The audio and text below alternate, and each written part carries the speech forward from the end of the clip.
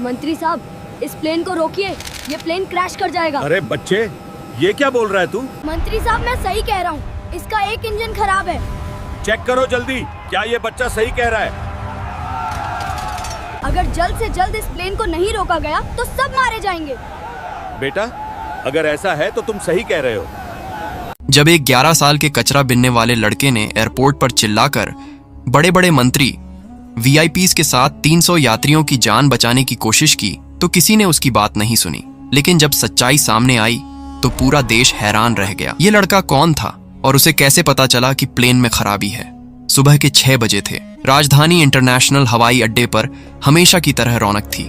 Terminal 2 के बाहर हजारों लोगों की भीड़ थी। कुछ अपनों से मिलने आए थे, कुछ विदाई देने। लेकिन आज का दिन खास था क्योंकि भारत की सबसे बड़ी airline company Bharat express Airways का नया गरुड़ 350 आज अपनी पहली इंटरनेशनल उड़ान भरने वाला था। टर्मिनल के बाहर बड़े बड़े पोस्टर लगे थे। स्वागत है भारत एक्सप्रेस के नए युग में, भारत का सबसे आधुनिक और सुरक्षित विमान। पोस्टर में चमचमाता हुआ सफेद और नीले रंग का विमान दिख रहा था। उसके नीचे बड़े अक्षरों में लिखा था, सुरक्षा हमारी प्राथमिकता, आपकी खुशी हमारा लक्ष्य।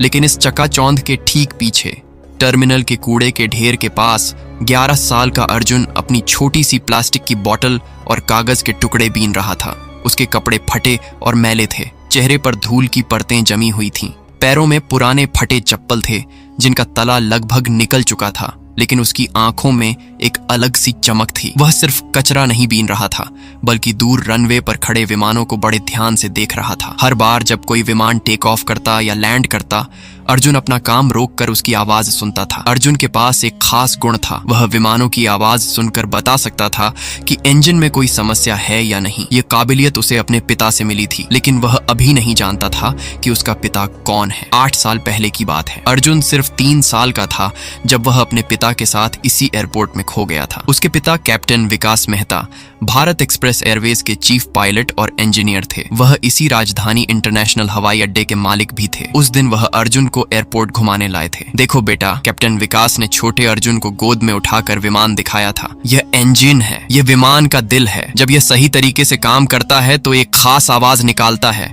वूम। लेकिन अगर इसमें कोई खराबी हो तो आवाज बदल जाती है। तुम्हें ध्यान से सुनना होगा। छोटा अर्जुन बड़े ध्यान से सुन रहा था। पापा, ये इतना बड़ा कैसे उड़ता है? इसकी ताकत इसके इंजन में है बेटा। ये देखो, विकास ने इंजन का हिस्सा दिखाया। यहाँ पर फैन ब्लेड होते हैं। अगर यहाँ कोई छोटी सी भी दरार हो जाए या कोई बोल्ट ढीला हो जाए तो पूरा इंजन फेल हो सकता है। हमें बहुत सावधान रहना पड़ता है। उस दिन भीड़ में अर्जुन अपने पिता से बिछड़ गया था। तलाश के बावजूद वह नहीं मिला। कैप्टन विकास का दिल टूट गया था। वह रोज अर्जुन को ढूंढते रहे। पुलिस में एफआईआर दर्ज कराई, प्राइवेट डिटेक्टिव रखे, अखबारों में तस्वीरें छपवाईं, लेकिन अर्जुन गली कूचों में भटकते हुए एक भिखारी महेश के साथ रहने लगा था। साल गुजरे, अर्जुन बड़ा हुआ, लेकिन उसे अपना नाम तक याद नहीं था। महेश एक दयालु आदमी था। वह अर्जुन को अपना बेटा मानकर उसकी देखभाल करता था। अर्जुन उसे दादाजी कहकर बुलाता था। महेश उसे रोज इसी एयरपोर्ट के बाहर कचरा बिनने के लिए ले आता था। वह सिर्फ इतना जानता था कि उसे विमान अच्छे लगते हैं और वह उनकी आवाज समझ सकता है। जब भी कोई विमान उड़ता या उतरता, अर्जुन खुशी से तालियां बजाता था। महेश को यह बात अजीब लगती थी कि यह बच्चा विमानों के बारे में इतना जानता कैसे है। कभी कभी अर्जुन कहता था, दादाजी, उस प्लेन का इंजन अच्छा नहीं लग रहा, आवाज अलग आ रही है। और अक्सर वह सही होता था। कुछ दिनों बाद उस विमान की रिपेयरिंग की खबर आती थी। आज सुबह अर्जुन रनवे के पास कचरा बीन रहा था जब उसकी नजर उस चमचमाते नए गरुड़ 350 पर पड़ी। विमान खूबसूरत लग रहा था, 2 मंजिला, विशालकाय, जिसमें 350 यात्री बैठ सकते थे। इसके इंजन बहुत बड़े और शक्तिशाली थे। लेकिन जैसे ही उसने ध्यान से सुना, उसके चेहरे का रंग बदल गया। इंजन की आवाज सामान्य नहीं थी। ये वूम की जगह वू क्रक क्रक कर रही थी। अर्जुन का दिल तेजी से धड़कने लगा। उसे अपने पिता की बात याद आई जो उसके अवचेतन में कहीं दबी पड़ी थी। यह आवाज खतरे का संकेत था। उसने देखा कि इंजन के फैन ब्लेड के पास कुछ अजीब कंपन हो रहा था। वह नंगी आंखों से देख सकता था कि इंजन कवर में एक छोटी सी दरार थी। यह दरार छोटी लग रही थी, लेकिन अर्जुन जानता था कि 35,000 फीट की ऊंचाई पर यह छोटी दरार भयानक दुर्घटना का कारण बन सकती है। अर्जुन भागकर रनवे की बाड़ के पास गया। वहां एक सिक्योरिटी गार्ड राम सिंह खड़ा था। Uncle, uncle! अर्जुन ने उसका हाथ पकड़ा। वह प्लेन में खराबी है, उसे उड़ने मत दो। गार्ड ने अर्जुन को धक्का देकर हटा दिया। भाग यहां से गंदे लड़के, यहां तेरा काम नहीं है। कचरा बिनने आया है तो चुपचाप अपना काम कर। लेकिन अंकल, मैं सच कह रहा हूं। इंजन की आवाज ठीक नहीं है, इसमें दरार है, मैंने देखा है। राम सिंह हंसा। तू क्या समझता है इंजन के बारे में?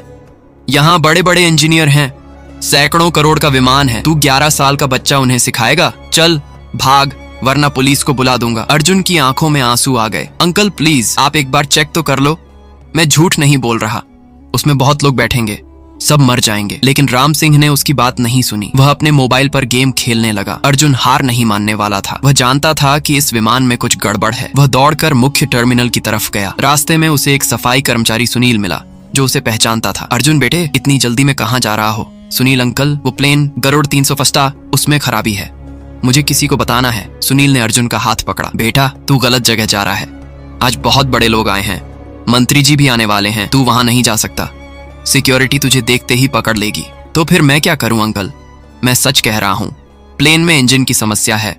सुनील ने सोचा। उसे लगता था कि यह बच्चा कुछ ज्यादा ही कल्पना कर रहा है, लेकिन अर्जुन की आंखों में जो डर और सच्चाई थी वो उसे दिखी। ठीक है बेटा, मैं तुझे चीफ इंजीनियर सुरेश कुमार जी के पास ले चलता हूं, लेकिन वहां चुपचाप रहना। टर्मिनल में आज खास चहल पहल थी। मीडिया वाले, कैमरामैन और बड़े बड़े अधिकारी मौजूद थे, क्योंकि आज सिविल एविएशन मंत्री राजेश कुमार सिंह इस पहली उड़ान का उद्घाटन करने आने वाले थे। साथ में 15 अन्य वीआईपी भी इस फ्लाइट में सफर करने वाले थे, जिनमें 3 राज्य के मुख्यमंत्री, 2 केंद्रीय मंत्री, कई उद्योगपति और बॉलीवुड के 3 बड़े सितारे शामिल थे। यह फ्लाइट दिल्ली से मुंबई होते हुए दुबई जाने वाली थी। भारत एक्सप्रेस एयरवेज के सीईओ अमित गुप्ता मीडिया को बाइट दे रहे थे। ये भारतीय विमानन का एक ऐतिहासिक दिन है। हमारा नया गरुड़ 350 दुनिया के सबसे सुरक्षित विमानों में से एक है।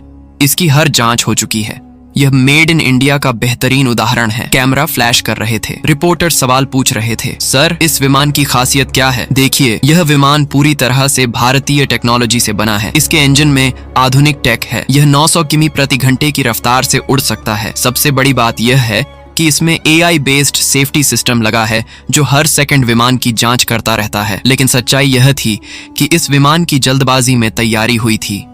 कंपनी को मंत्री जी के प्रोग्राम के हिसाब से विमान तैयार करना पड़ा था। कुछ जरूरी जांचें अधूरी रह गई थीं, लेकिन कंपनी का प्रेशर था कि विमान समय पर तैयार होना चाहिए, नहीं तो करोड़ों रुपए का नुकसान होगा। चीफ इंजीनियर सुरेश कुमार को भी कुछ शंकाएं थीं।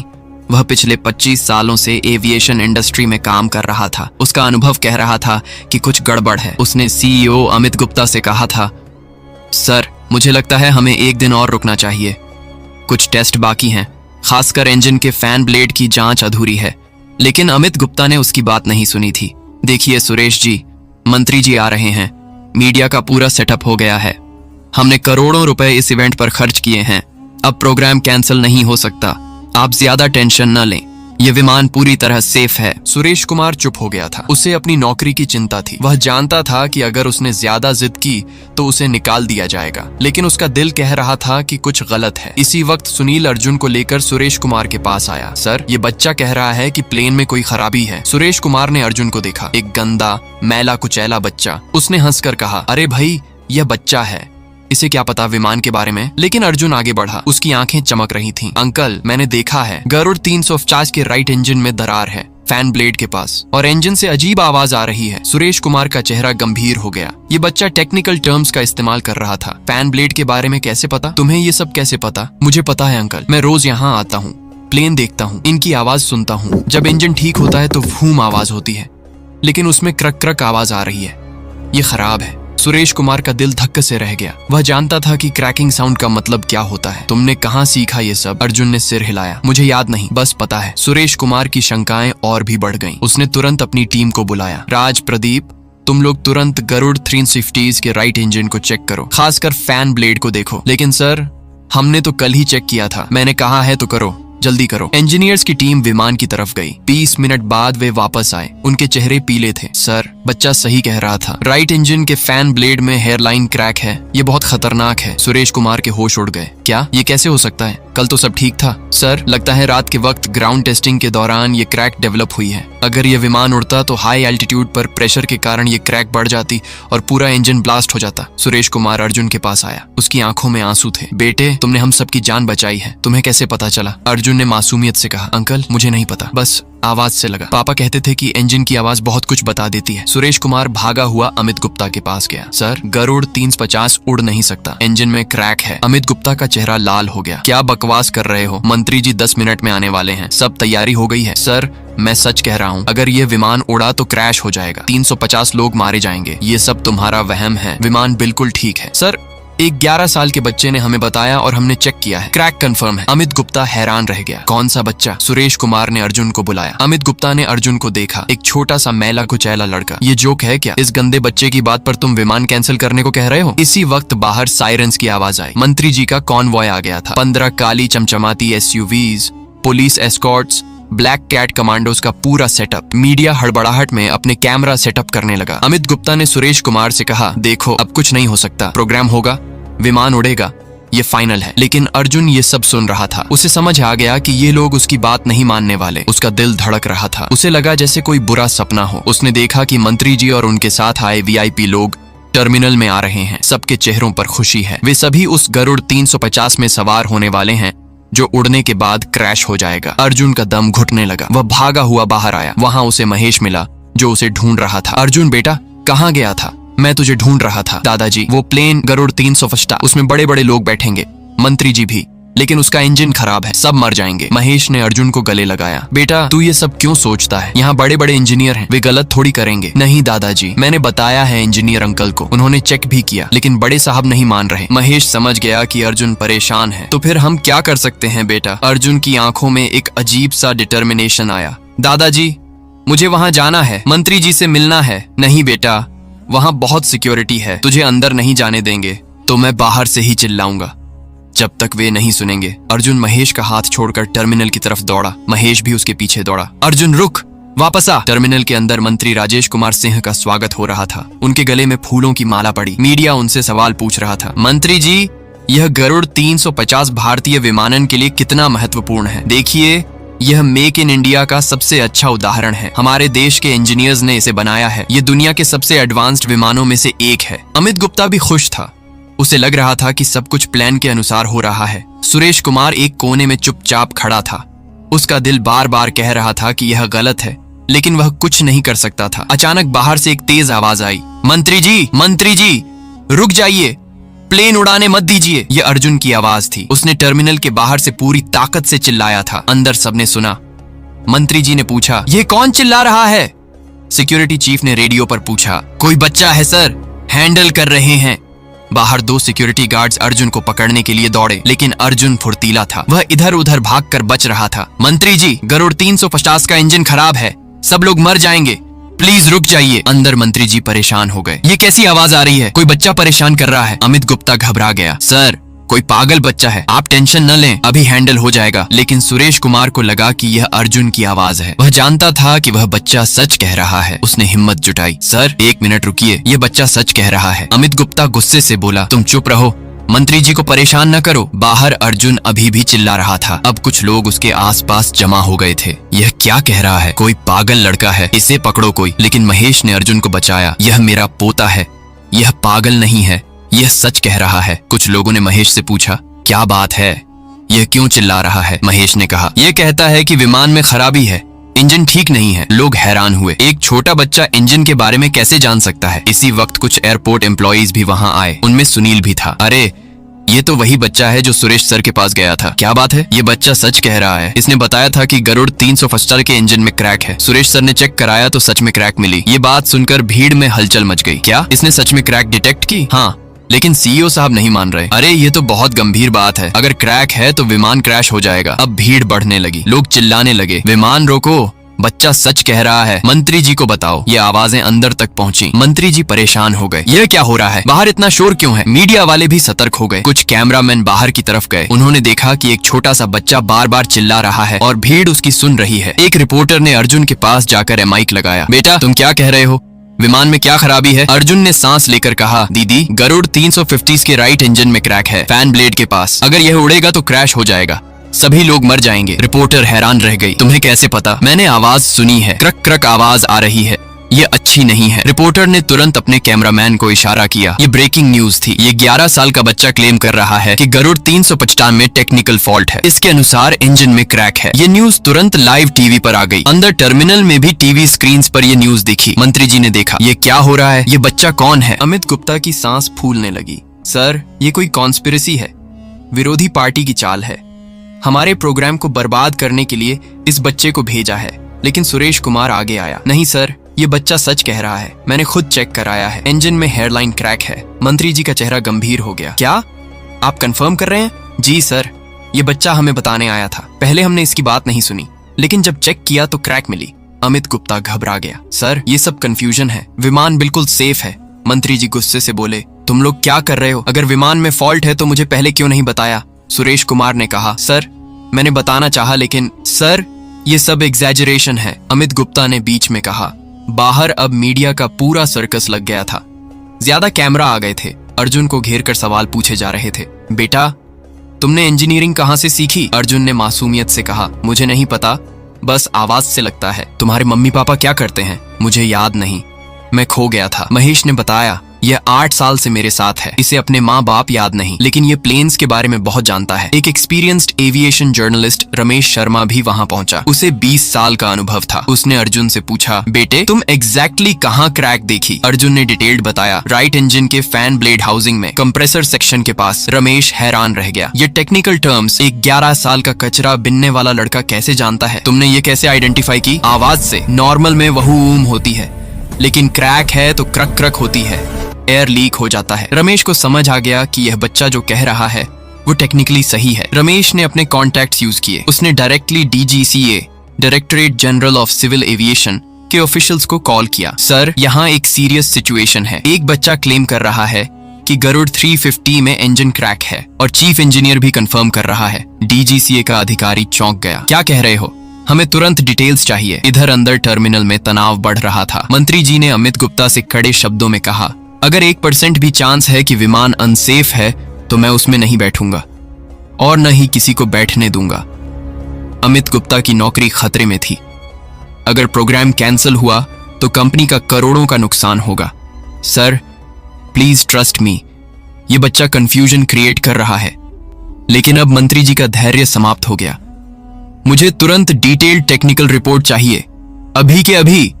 बाहर DGCA की इमरजेंसी टीम आ गई थी। उनके साथ सीनियर एयरक्राफ्ट इंजीनियर्स थे। उन्होंने अर्जुन से बात की। बेटा, तुम हमें एग्जैक्ट लोकेशन बताओ। अर्जुन ने रनवे की तरफ इशारा किया। वो देखिए, गरुड़ 350 का right engine, fan blade housing में क्रैक है। आप मैग्नीफाइंग ग्लास से देखिए। DGCA के सीनियर इंजीनियर DORK शर्मा ने कहा, चलो चेक करते हैं। पूरी टीम विमान के पास गई, स्पेशलाइज्ड इक्विपमेंट के साथ। 30 मिनट के डिटेल्ड इंस्पेक्शन के बाद शर्मा वापस आए। उनका चेहरा ग्रेव था। बच्चा बिल्कुल सही कह रहा है, इंजन में क्रिटिकल क्रैक है। ये विमान एब्सोल्युटली एयरवर्दी नहीं है। सबके होश उड़ गए। DGCA ने तुरंत विमान को ग्राउंड कर दिया। इस विमान की तब तक उड़ान बंद जब तक कंप्लीट इंजन रिप्लेसमेंट न हो जाए। अंदर जब यह न्यूज पहुंची तो मंत्री जी का गुस्सा 7वें आसमान पर पहुंच गया। सुरेश कुमार अब डरा हुआ था। उसे लगा कि सब उसे ब्लेम करेंगे, लेकिन मंत्री जी ने उससे कहा, आपने सही किया था वार्निंग देकर, लेकिन आपको और फर्म होना चाहिए था। सुरेश कुमार ने कहा, सर सच कहूं तो उस बच्चे ने हम सबकी आंखें खोली हैं। अगर वो ना होता तो आज। मंत्री जी ने कहा, हां, हम सब मर जाते। मुझे उस बच्चे से मिलना है। मंत्री जी बाहर आए। मंत्री जी ने अपनी सिक्योरिटी को इशारा किया, सबको साइड में करो, मुझे बच्चे से अकेले में बात करनी है। जब भीड़ हटी तो मंत्री जी अर्जुन के सामने आए। उन्होंने अर्जुन के कंधे पर हाथ रखा। बेटा, तुमने आज हम सबकी जान बचाई है, तुम हीरो हो। अर्जुन ने मासूमियत से पूछा, मंत्री जी प्लेन अब नहीं उड़ेगा ना? सब सेफ है ना? मंत्री जी की आंखों में आंसू आ गए। हाँ बेटा, सब सेफ है, तुम्हारी वजह से। इसी वक्त एक काली SUV आई और उसमें से एक आदमी निकला, 50 साल के करीब, वरीड फेस, एक्सपेंसिव सूट में। ये कैप्टन विकास मेहता था। उसे टीवी पर न्यूज दिखी थी और वह तुरंत एयरपोर्ट आ गया था। उसे कुछ फेमिलियर लगा था उस बच्चे में। जैसे ही उसकी नजर अर्जुन पर पड़ी, वह रुक गया। उसका दिल तेजी से धड़कने लगा। कैप्टन विकास धीरे धीरे अर्जुन के पास आया। उसके हाथ कांप रहे थे। बेटा, उसकी आवाज में कंपन था। अर्जुन ने उसकी तरफ देखा। कुछ तो फेमिलियर लगा, जैसे कोई धुंधला सा सपना। आप कौन हैं अंकल? विकास के गले में कुछ अटक गया। मैं तुम्हारे पापा हूँ अर्जुन। अर्जुन कंफ्यूजन में देखता रह गया। पापा? लेकिन मुझे तो याद नहीं। विकास ने अर्जुन को गले लगा लिया। हाँ बेटा, तुम मेरे अर्जुन हो। 8 साल पहले तुम इसी एयरपोर्ट में खो गए थे। मैंने तुम्हें बहुत ढूंढा। अर्जुन को धीरे धीरे कुछ याद आने लगा। एयरप्लेन के मॉडल्स, कॉकपिट, पापा की गोद में बैठना, इंजन की आवाजें सुनना। पापा, आप मुझे एयरप्लेन दिखाते थे और इंजन की आवाज के बारे में बताते थे। विकास खुशी से रो रहा था। हाँ बेटा, तुम छोटे थे लेकिन सब कुछ याद रखते थे, इसीलिए आज तुमने सबकी जान बचाई है। महेश भी इमोशनल हो गया। 8 सालों से वह अर्जुन को अपना बेटा समझता था, लेकिन अब उसे खुशी हो रही थी कि अर्जुन को उसके असली पिता मिल गए। साहब, ये बच्चा 8 साल से मेरे साथ रहा है। मैंने इसकी देखभाल की है। विकास ने महेश के हाथ पकड़े। आपने मेरे बेटे की जान बचाई है। मैं आपका जीवन भर कर्जदार रहूंगा। विकास ने अर्जुन को उठाया। बेटा, अब तुम कभी मुझसे अलग नहीं होगे। और हाँ, तुमने आज जो किया है वो जिंदगी भर याद रखा जाएगा। तुम सच में हीरो हो।